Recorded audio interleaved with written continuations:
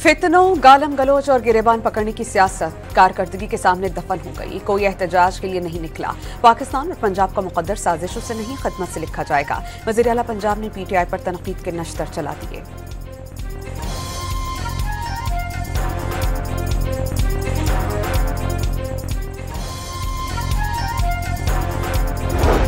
तर्जमान पाक फौज ने फील्ड मार्शल आसिम मुनीर की सदर बनने की खबरें झूठ करार दे दी।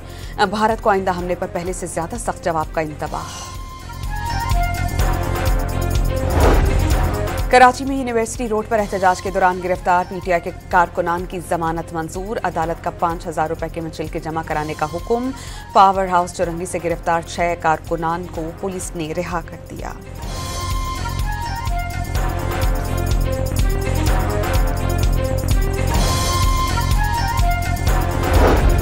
कराची के इलाके पहलवान गोट में 2 रोज कबल फायरिंग से 2 अफराद के कत्ल का मुकदमा दर्ज। 2 मोटरसाइकिल सवारों ने दुकान के बाहर बैठे अफराद पर फायरिंग कर दी।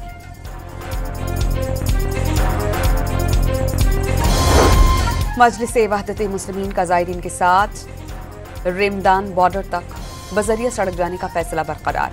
और राजा नासिर अब्बास का पाबंदी से हुकूमत को अरबों रुपए के नुकसान का दावा।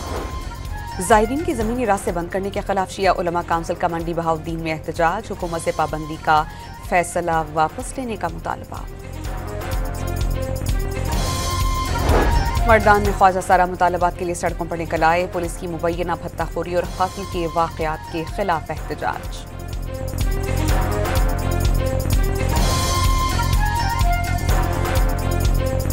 और सोने की फी तोला कीमत 1,300 रुपए बढ़ गई। निर्ख 3,59,300 रुपए तक पहुंच गए।